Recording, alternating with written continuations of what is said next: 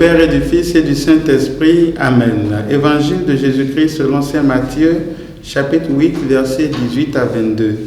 En ce temps-là, Jésus, voyant une foule autour de lui, donna l'ordre de partir vers l'autre rive.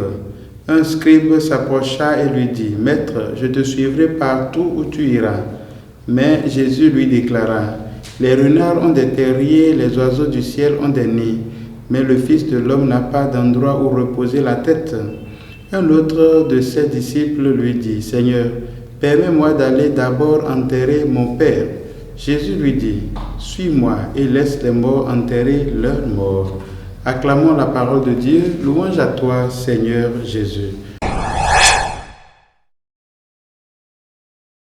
Frères et sœurs en Christ, bonjour. Nous sommes lundi 28 juin et nous bénissons le Seigneur tout en implorant sa grâce et sa bénédiction sur chacun de vous en ce jour. Jésus profite de la question du scribe pour nous expliquer les conditions de vie de celui qui veut le suivre. C'est un sans domicile fixe, nous avons compris. Aujourd'hui, malheureusement, ceux qui veulent suivre Jésus veulent le chemin de la prospérité, une prospérité sans foi ni loi. On se demande si c'est vraiment de Jésus qu'il s'agit ou bien d'un autre. Nulle part dans la Bible nous avons vu ce Jésus qui est aujourd'hui prêché et désiré avec autant d'énergie. Mes frères et sœurs, permettez-moi de vous dire, on ne suit pas Jésus pour avoir du travail. Non, ce n'est pas la raison pour laquelle on suit Jésus.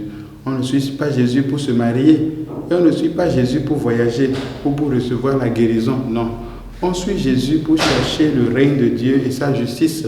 Et les autres, le reste nous est donné. Tout ce que je venais de citer devient le reste qui est donné à celui qui suit Jésus.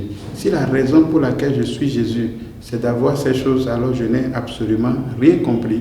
C'est ce qu'on nous apprend dans Matthieu chapitre 6, verset 33, lorsqu'on nous dit « Cherchez d'abord le règne de Dieu et sa justice, et tout le reste vous sera donné de surcroît. » Maître, je veux te suivre partout où tu iras.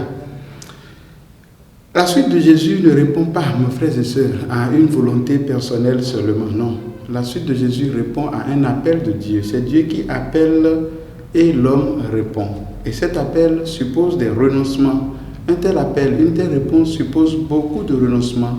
Et la suite de Jésus donc s'exprime par la célébration, la cérémonie de baptême dans laquelle nous voyons des renoncements.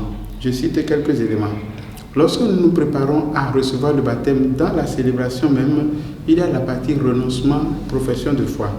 Et ici on nous demande, renoncez-vous à Satan, renoncez-vous à toutes ses œuvres, renoncez-vous à toutes ses séductions, et nous répondons, je renonce, je renonce, je renonce. Voilà la façon dont on suit Jésus. Renoncer à Satan, à ses œuvres et à ses séductions. Et ensuite, on reçoit Jésus, on le reçoit comme notre Seigneur et notre Dieu. Croyez-vous en Dieu, le Père? Croyez-vous en l'Esprit Saint? Croyez-vous au Fils? Et nous répondons, oui, nous croyons. Croyez-vous en l'Église, à la communion des saints, au pardon des péchés, à la résurrection de la chair? Et nous répondons, oui, nous croyons. Voilà comment on suit Jésus. Et celui qui est dans cette dynamique, bien sûr, n'est pas effrayé par la mort. Et ce qui est plus important pour lui, ce n'est pas d'aller à un enterrement, mais de découvrir Jésus agissant dans sa vie.